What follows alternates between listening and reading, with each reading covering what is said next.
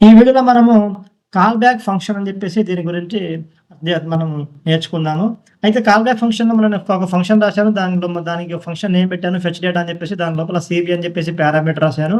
ఇక్కడ set amount నేను return చేస్తున్నాను. సెట్ అమౌంట్ లోపల సీబీ అని చెప్పేసి ఒక ఫంక్షన్ ఉందన్నమాట. దీని లోపల డేటా రిసీవర్ టెక్స్ట్ పెట్టేసి సీబీని మనం సెట్ అమౌంట్‌లో పెట్టామంటే అర్థం ఏంటి అంటే 500 seconds milliseconds 500 millisecond డిలేతో ఈ యొక్క సీబీ అనే ఫంక్షన్‌ని ఇక్కడ రన్ అవ్వమని చెప్పి రాశాననమాట. ఇది ఎప్పుడు రన్ అవుతుందో మనకి ఈ ఫెచ్ డేటా అనే ఫంక్షన్‌ని మనం కాల్ చేసినప్పుడు దాని లోపల కన్సోల్ మనం ఎప్పుడైతే పెట్టామో ఈ కన్సోల్ లాగా అనేది మనకి సీబీ డేటా అనే కాల్ బ్యాక్ ఫంక్షన్‌ని రన్ చేస్తుంది. దానివల్ల మనకి ఏమవుతుందంటే ఈ యొక్క డేటా రిసీవర్ అనేది మనకి టెక్స్ట్ అనేది ఇక్కడ ప్రింట్ అవ్వడం జరుగుతుంది.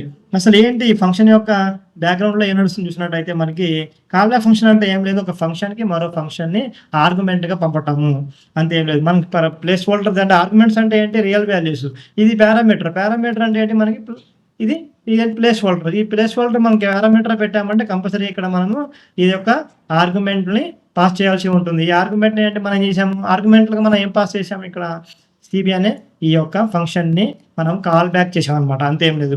ఎగ్జాంపుల్ మీకు రియల్ టైమ్‌లో మీరు ఒక ఫ్రెండ్‌ని నువ్వు వచ్చాక నన్ను కాల్ చేయని చెప్పేసి అంటాం కదా. నువ్వు వచ్చాక నన్ను కాల్ చేయి అంటే, నేను ఇప్పుడు స్నేహితుడు వచ్చాక ఏం చేస్తారు, మీరు ఫ్రెండ్ వచ్చిన తర్వాత కాల్ చేస్తే అది కాల్ బ్యాక్ అవుతుందన్నమాట. అంటే నువ్వు వచ్చిన తర్వాత నాకు కాల్ చేయరా అంటే అర్థం ఏంటి, తను వచ్చిన తర్వాత కాల్ చేస్తారు కాబట్టి కాల్ చేయడం అంటే దీన్ని ఏమంటారు, కాల్ బ్యాక్. మనంతా కాల్ బ్యాక్ చెయ్యి అంటాం కదా, అలా అనమాట. కాల్ బ్యాక్ అని చెప్పేసి అది అలా కూడా మనం ఎగ్జాంపుల్ చెప్పుకోవచ్చు. ఈ కాల్ బ్యాక్ అనే కాన్సెప్ట్ మనం జావా స్క్రిప్ట్‌లో అసింక్రోనస్ ఆపరేషన్స్ అంటే API calls, set timeout, event handling వంటి రిక్వైర్మెంట్ విషయాలు మనము దీన్ని ఎక్కువగా వాడుతామన్నమాట కాల్ బ్యాక్ అనేది. ఇది కాల్ బ్యాక్ గురించి మనము ఈజీగా అండర్‌స్టాండబుల్ చేస్తే ఒక బిగినర్ లెవెల్ మనం అండర్‌స్టాండింగ్ అనమాట ఇది. అయితే ఈ వీడియో గనుక మీకు నచ్చినట్టయితే కంపల్సరీగా లైక్ చేయండి, షేర్ చేయండి, సబ్స్క్రైబ్ చేయండి. Thank you.